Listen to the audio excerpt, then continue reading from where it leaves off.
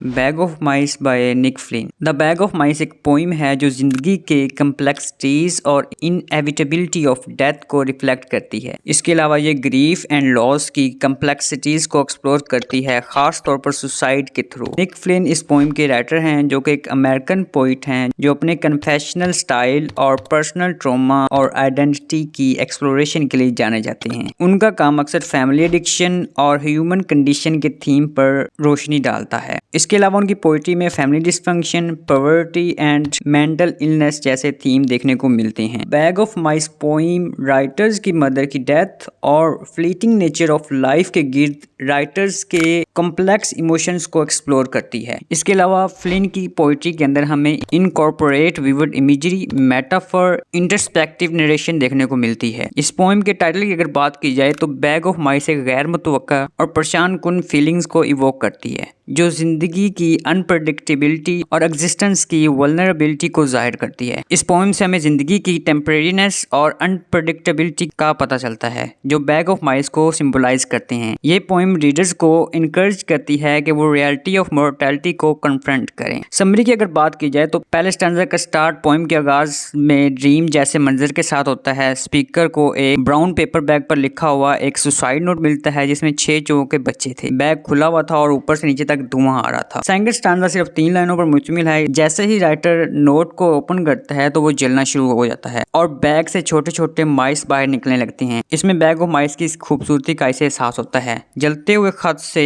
Your voice into night की आवाज writer को सुनाई देती है रेदर देन सॉरो। ये आजादी और पीस की फीलिंग को इवोक करती है। ये दिल को तस्कीन देने वाला एहसास है उस शख्स के लिए जिसने इसका एक्सपीरियंस किया हो। इंटेंट लिसनर कोई ऐसा शख्स है जिसने खुदकुशी की हो, not in real but at least in the dream of poet. एक सॉन्ग की तरह दुनिया से चला जाता है, बिल्कुल इस माइस की तरह जो वाइल्ड नेचर को रिवील करता है। माइस जिस तरह वो पहले से ज्यादा जंगली होते हैं, चिल्लाते हैं जैसे वो आपकी आवाज के गीत में जश्न मना रहे हों या लुत्फ अंदोज रहे हों। जब इंसान खुश होता है तो वो जश्न मनाता है। बिल्कुल इस तरह माइस भी चिल्लाते हैं, इस तरह जंगली आवाज में जिस तरह हम गीत गाते हैं, ये जश्न मनाते हैं, ये लुत्फअंदोज होते हैं। तो माइस भी फ्रीडम और पीस को फील करते हैं तो वो उस तरह जश्न मनाते हैं। ऐसे ही दुनिया से जाने वाला शख्स भी पीस और फ्रीडम को फील करता है। इसके थीम की अगर बात की जाए तो ये poem mortality and passage of time को डिस्कस करती है, टेम्पररी लाइफ के थीम को डिस्कस करती है, एक्सेप्टेंस ऑफ डेथ को डिस्कस करती है, interconnectedness of all living beings को भी डिस्कस करती है। इसके अलावा bag of mice as a symbol serve करता है,